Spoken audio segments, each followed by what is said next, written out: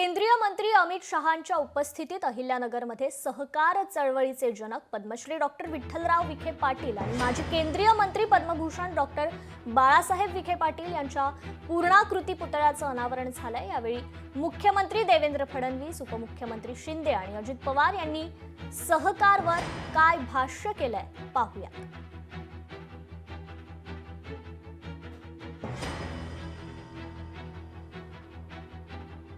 महाराष्ट्र ही सहकाराची पंढरी आहे। अमितभाई शहा हे सहकारातले कार्यकर्ते आहेत। त्यांचं संपूर्ण जे नेतृत्व आहे हे सहकारातनं तयार झालेलं आहे आणि सहकारी बँकेचे अध्यक्ष म्हणून, जिल्हा बँकेचे अध्यक्ष म्हणून एक गुजरातमध्ये सहकाराची चळवळ फुलवण्याचं काम हे अमितभाई शहांनी केलं।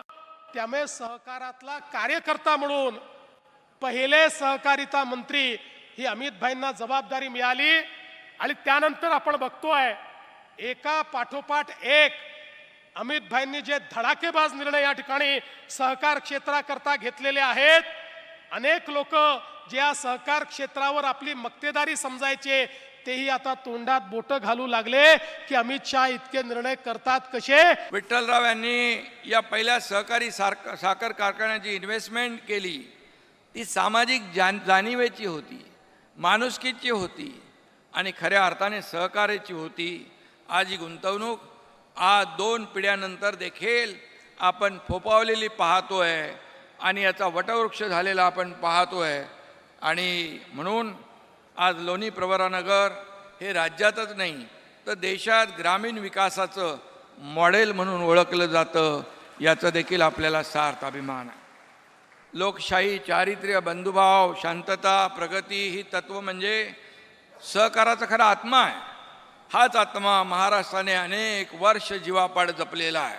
महाराष्ट्राला समृद्ध करणाऱ्या या सहकारी साखर उद्योगाला 1985 पासून इन्कम टॅक्स प्राप्तिकर लावण्यात आला आणि अनेक वर्ष अनेकांनी प्रयत्न केले, मी देखील त्याचा साक्षीदार आहे, परंतु तो काही रद्द होत नव्हता।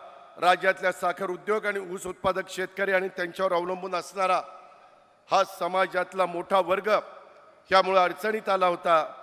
मात्र ह्या देशाचे पहिले सहकार मंत्री म्हणून ज्यांची ओळख आहे ते अमितभाई शहांनी या प्रश्नाची गांभीर्याने दखल घेतली आणि तातडीनं साखर कारखान्यांना प्राप्तिकर रद्द करण्याचा ऐतिहासिक निर्णय घेतला। या ऐतिहासिक निर्णयामुळे तुम्हा किती सभासदांना माहिती आहे, शेतकऱ्यांना माहिती आहे, मला माहिती नाही, परंतु 9,500 कोटी रुपयाचा इन्कम टॅक्स आपल्या ह्या साखर कारखानदारीवरचा माफ झाला आणि साखर उद्योगाला एक नवी संजीवनी मिळाली। लाखो ऊस उत्पादक शेतकऱ्यांच्या, कष्टकऱ्यांच्याला दिलासा मिळाला। लोकशाही मराठी ऐका, पहा, जागरूक रहा।